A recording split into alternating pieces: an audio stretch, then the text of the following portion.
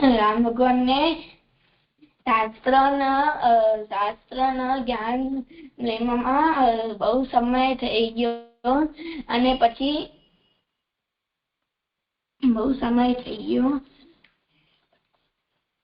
શું થયું?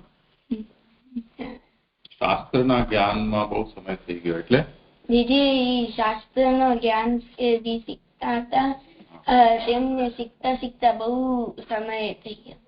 પછી બહુ સમય થઈ ગયો પછી એક વખત ત્યાં એક જંગલ હતો, જંગલમાં એક આશ્રમ હતો. ત્યાં વિશ્વામિત્ર ઋષિ યજ્ઞ કરતા હતા. ત્યારે બે રાક્ષસ આવ્યા, સુબાહુ અને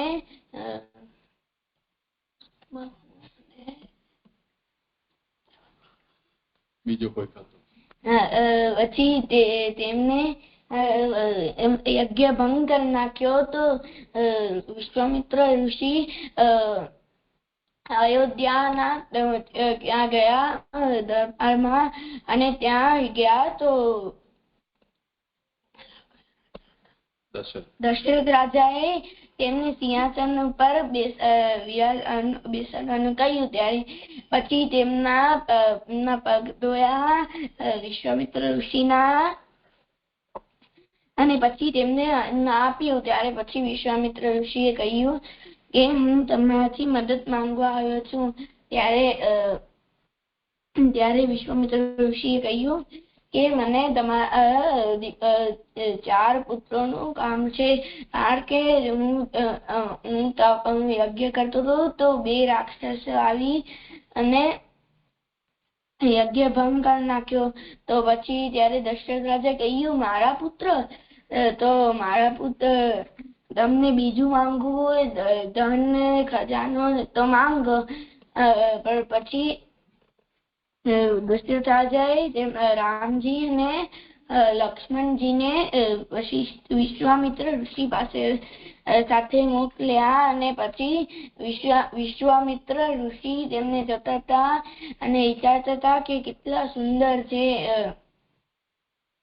આમાંથી શીખ ખબર નથી પડતી.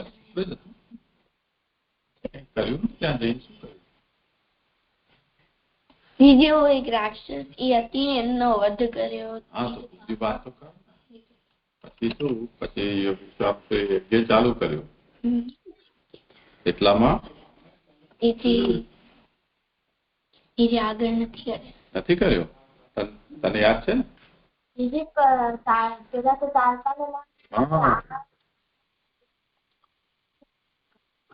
હાડકા પણ છે.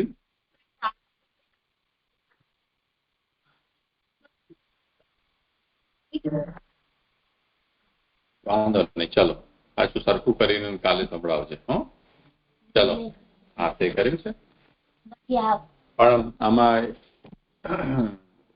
શબ્દ ને એ કરી લો. શબ્દ ઋષિ છે. ઋષિ એટલે જે મંત્રના દેવતા હોય અને મંત્રની શક્તિનો સાક્ષાત્કાર હોય એને ઋષિ કહેવાય. સાક્ષાત્કાર જેને કર્યો હોય એમને ઋષિ કહેવાય. તો આમાં કોણ ઋષિ હતા? વિશ્વામિત્ર. પછી જયારે દશરથ રાજાના દરબારમાં વિશ્વામિત્ર આવ્યા ત્યારે એમના દશરથ રાજાએ પગ ધોયા, પછી એમને સિંહાસન ઉપર બિરાજાવ્યા, પછી એમને ભોજન આપ્યું, ફળ વગેરે. આને શું કહેવાય?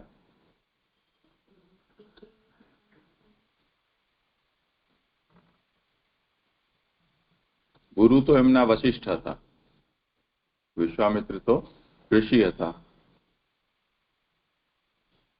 અતિથિ સત્કાર શું કહેવાય?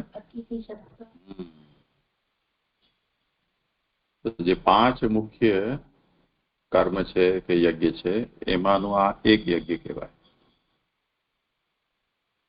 કયા કયા પંચયજ્ઞો છે? તમે બેસિક કોર્સમાં કરાવ્યું હતું ને રાજુભાઈ? નિત્ય કર્મમાં નિત્ય કર્મ હોય ને? હા એ જ.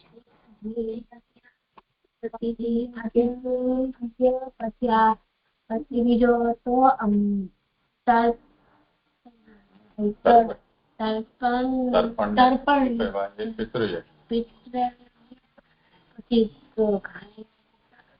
એ તો ભૂખમાં મનુષ્ય કે દેવયજ્ઞ है ना, તે દેવની પૂજા સૌથી પહેલા है ને, એ યજ્ઞ છે.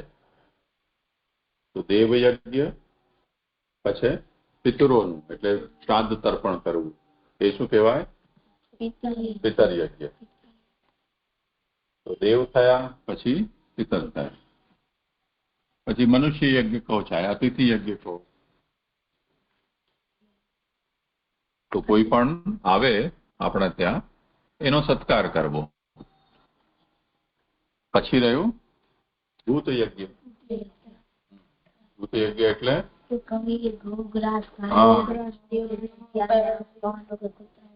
કોઈ પણ પ્રાણી, પક્ષી, જંતુ એના માટે આપણે આપવું. અને હજી એક રહ્યું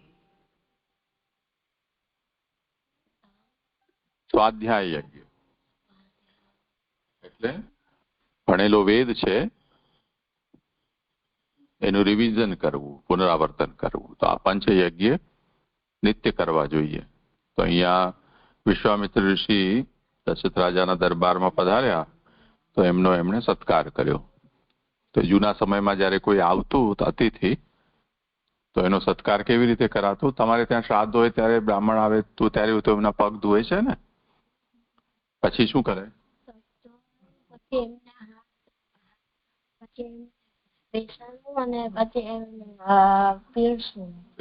હા, તો બસ દશરથ સાથે ઈ જ કર્યું જે તું રોજ કરે છે ને જયારે શ્રાદ્ધમાં.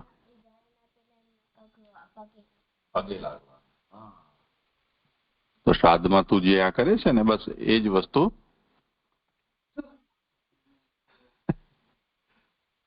થઈ ગયું, ગોબો પડી ગયો.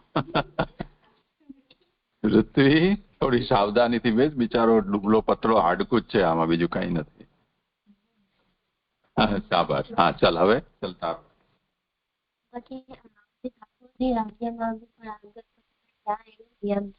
આશ્રમ હતો અને યજ્ઞ હું તો ભૂલી ગયો તું શું કહેતો હતો. શરૂઆતથી જોડ જરા થોડું. મહાભારત સંભળાવે છે કૃષ્ણ ચરિત્ર. હા આગળ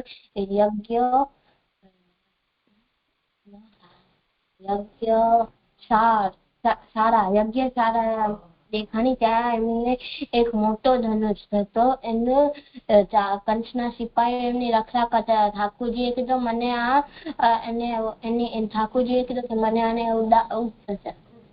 ઉપાડવો છે. તો કંસ સૈનિકોએ કીધું કે ના. તો ઠાકોરજીએ ઉપાડ્યો ને એની જયારે બાંધવા ગયા તો એમાં ધનુષના તૂટી ગયા વચમાંથી. તો એટલી જોરથી આવાજ આવી કે આખા મથુરામાં સંભળાઈ અને કંસ પાસે ગઈ.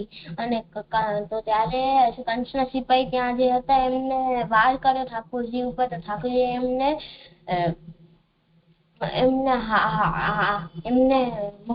એમને મુક્તિ આપી અને પછી કંસે બીજા બી મોકલ્યા તો બલદાવજી અને ઠાકોરજી મળીને એમને એમની દેહ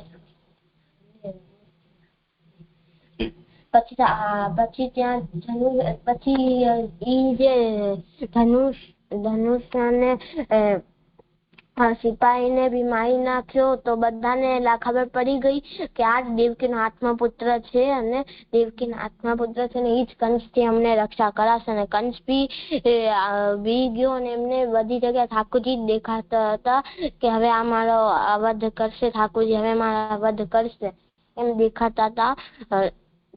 અને આમાંથી શીખ મળે છે કે આપણે ઠાકોરજીની જેવી બી રીતે આપણે ઠાકોરજીને પૂજે તો ઠાકોરજી આપણે દર્શન દઈએ.